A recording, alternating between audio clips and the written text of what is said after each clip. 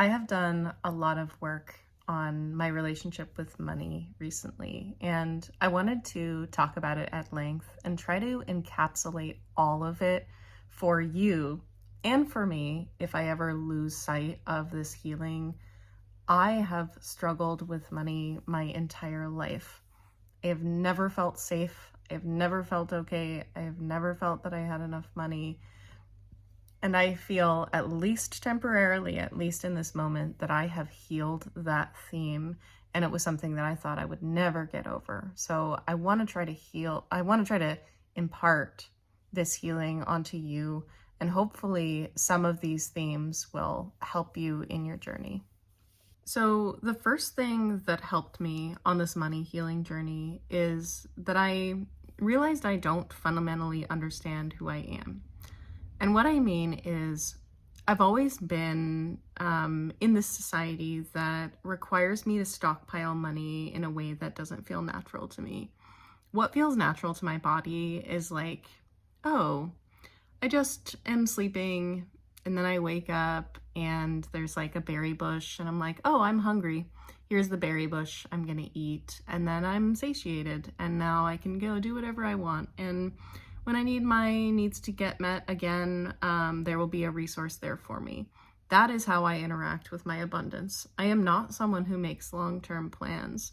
And I struggled to force myself to be someone who stockpiles things, and particularly money. So one of my problems was always that I could not save money, and I didn't understand how other people could save money, and I was in this constant shame cycle. There are many shame cycles in my life. One of them is the sense that, oh, I need to save money. And then I would restrict and prevent myself from spending money. And so I would feel destitute and like I never had enough and like my needs weren't met. And so I would need comfort from that situation. And I would splurge on things and I would be irrational in my purchases. And I would be like, oh my God, I am so bad at this. I am so bad at saving money. So you see, there is a cycle. I am ashamed of the way that I deal with money, so I have to comfort myself. So I am ashamed in the way that I comfort myself around money, and so I'm never able to save money. On and on and on like that. So the healing around that took place with me deciding to never save money. That's the first thing. This is not financial advice that any financial planner would give you. This is what ended up working for me. The understanding essentially that I am an artist type. I am someone who just is flexible and changeable and accesses the resources that they need to access at the time that they are there. The way that this looks in my physical world is, number one, I live in an intentional community. So I have not had to be like an independent economic system like other people do. I recognize that I do certain things well and I don't do other things well. So I live in a group of people where many people are contributing to the whole. So I don't have to cook dinner every night, for example. A lot of my energies are saved because I'm finding that I am exhausted by trying to be a generalist. I'm just never going to be a generalist. I'm always going to be a specialist. So kind of coming back to the idea of money, understanding that my needs can just be met when the resources is needed. What I do now is I just ask people for money. And that was kind of unique to my life situation because I have an online following. I have 170,000 followers on TikTok. So I literally just go, hello, I need money this week. Thank you. Please book a reading with me. Or please send me money. And I never thought that was going to be an option. I didn't think that that would work. And even if it did work, I had too much shame in me to believe that that was a legitimate way to make money. Isn't it hilarious that our society delegitimizes asking for money, asking for support as a way to be okay, as a way to get your needs met? It's only okay for people who are in poverty to do that. It's only okay for destitute people to directly ask for money. Everybody else, get a job. There is a morality thing around that. And so I had to overcome like a strange morality paradigm where I was like, oh, yes, I am perfectly capable of doing some jobs, but I am not willing to do them because they don't make me happy. So most of the time I offer my services for free. My one-on-one readings, my intuitive sessions, and I trust that if I need money, I can just ask for it. So that's how it works for me. The second thing that I learned was how to go into that fear. And I have known from a lot of the other emotional processing work that I've done that money fear is very different for me than my money situation. In fact, I was in a processing group one time where they asked, who among you has ever not been able to pay your rent? And almost every hand in the room went up except for me. And I realized in that moment that I had been deathly afraid of money my entire life, but I didn't have a lot of evidence that my needs weren't getting met. So my physical needs, my need for food, my need for shelter, all of those had always been met. However, I felt that I was constantly not resourced, didn't have enough. And so to some extent, I already understood that this is an emotional thing for me. It is very little an actual physical problem that I have. And when I work with people one-on-one, all the time, they will tell me about their emotional feelings about their money. They will say, I don't have enough money. Here are all my emotions. And they use their emotions as a justification for like physical facts. So this is tricky because a lot of the time our beliefs around money sort of make those situations show up in our lives. I have been on such a journey back and forth between saving money and spending all my money and saving money and spending all my money. Several generations of people in my family have filed for bankruptcy. This is like family trauma with us. And it is a belief system around never having enough. So I had been through that emotional pain for years without being able to offload it or transcend it. And so what I finally did is to go deeply into that fear, to stop avoiding it and stop making it about money and go into the primary fear of it. So if you're someone that has difficulty with money, I would recommend that you get to know that fear deeply. And this, you can apply this to any deep fear that you have. It could be the deep fear that you're actually a terrible person. So you go deeply into that fear, wherever it is in your body, and say, yes, I am so deathly afraid of money. I feel terrible. And basically feel it as deeply as you can feel it. That's what I ended up doing. What does this have to say to me? Not so that I could get rid of it and not so that I could heal it necessarily, but so that I could understand it. And when I went deeply into it, it was almost like that fear didn't need to speak so loudly to me anymore.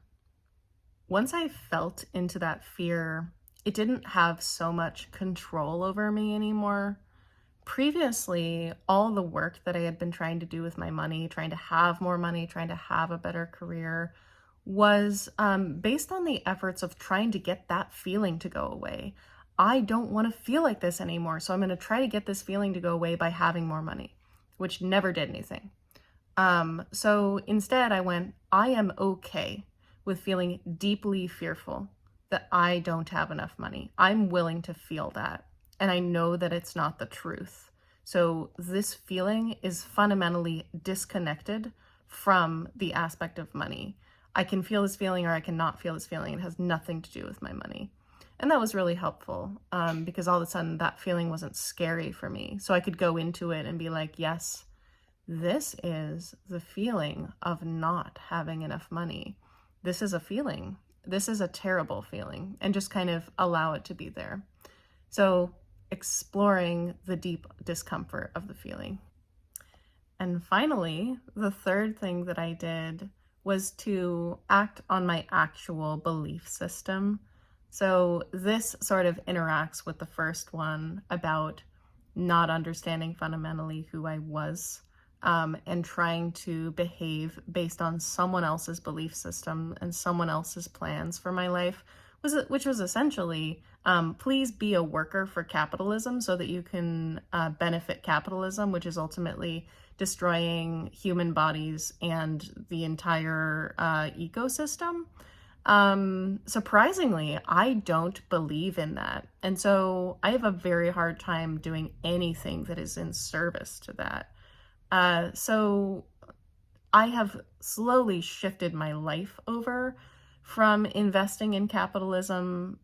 We are all entangled in capitalism, and there's always going to be an extent to which we have to deal with it, while capitalism is still a system. For example, my intentional community is in a house. In that house, we pay rent to a landlord. Ideally, we would not have to live within that system. So there is always going to be some interaction with that. My health insurance is paid for by the government, which ultimately gets its money from taxpayers. That is less capitalistic than other things, but it still interacts with our capitalistic money system. My income is so low that most of my health insurance coverage is subsidized. Again, my internal well-being, I am very good at operating at a very low input. So I don't need that much to be happy. So the carrot and sticks where, the society tries to make us want to buy a bunch of stuff, that was never very interesting to me. Mostly what was interesting to me was to have a more prestigious identity based on what I had. That was the closest that I could get to that. But basically, shifting my belief system away from any of the morality around capitalism. And the very last piece of that, which provided so much freedom, was I realized that when I charge people for things within capitalism, I feel like I'm actually hurting them because I am taking resources away from them that they could use to meet their basic needs. The thing that I do is to emotionally support people, to work one-on-one with people, to work intuitively, sometimes to do mediumship, to help people get clarity. And I see that as a basic need. It's a spiritual need. And what I realized is that I needed to offer that for free, but I didn't know how to do it because I didn't know how to ask for money. So I figured out how to ask for money. And then when that was working, I started offering my services for free. And I would tell people, hey, I offer my services for free. Would you please donate to me because I'm not able to make money in the traditional capitalistic way? And so much more money has come to me when I'm doing it that way because it's what I literally believe in. No wonder I couldn't make money in other ways because I fundamentally didn't believe in charging people for things. And it's the same reason why I can't do brand deals because I'm not going to pretend to like this item that they send me for free. I want to get the item for free, but I don't want to have to sell it to people. That seems not good. So I don't do very well at those. And it's because I don't believe in them. And I see other spiritual people who believe in that stuff be able to do it fine. So I really have to behave in line with what I believe.